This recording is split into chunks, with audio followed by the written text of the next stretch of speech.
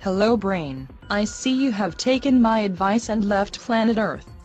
Yes, Kate, the situation is getting worse day by day. Central banks around the world are printing more and more money, as more and more countries default on their debt.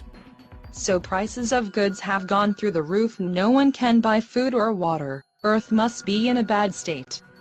Both governments and religious leaders are calling for calm, but people have no jobs. They introduce more and more taxes. The shops have food, but no one wants paper money. So how can you buy food?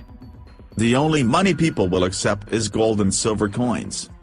Hopefully, Earth can learn a very valuable lesson. To have global economic stability, you need a stable currency that is silver and gold. Just like here in Planet Oag. Enjoy your stay here. I hope one day I can go back to Planet Earth.